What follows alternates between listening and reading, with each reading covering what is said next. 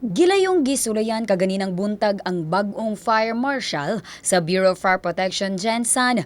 Kini sa dihang nahagsa ang atop sa ikaduhang andana sa sangguniang panglungsod kun SP.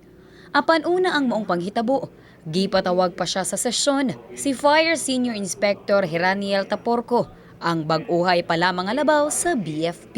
Taporco, I graduated PNPA class of 2002, but before that, 1998, I was a police officer.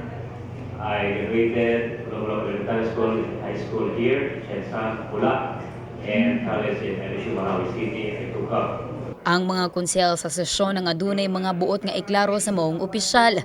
Medyo nahimong init ang mga pangutana, ilabi na sa pagkuha og building permit sa BFP. Nabinbin sa opisina ng fire department yung application ng for electrical permit. Dahil kailangan ng clearance. And that is one concern that I would like to bring to you, sir. Yung dapat, yung pagkuha ng building permit, dapat one day lang, sir. And I believe, as per experience, I've been assigned in all the fire stations, Cebu City, Dumaguete, Nepal, and here. I think that's a critical problem. But I think that's not a problem at all because the law is there. The law and the provision of the IRR is there.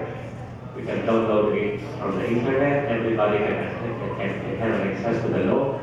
And the law prescribes that we only have 3 days to evaluate building plans.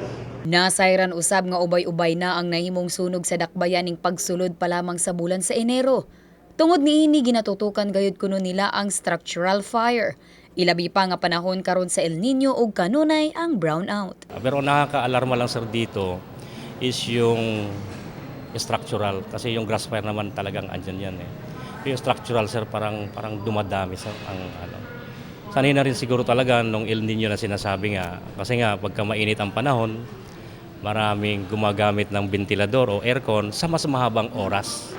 Tambag na lamang sa BFP Jensan sa katawhan, ilabi ng karong mga panahon nga ipa-check gayod ang mga koneksyon sa panimalay. Aron nga malikayan ang short circuit nga mao'y kanunay nga hinungdan sa sunog. Abi Lorenzo, Brigada News.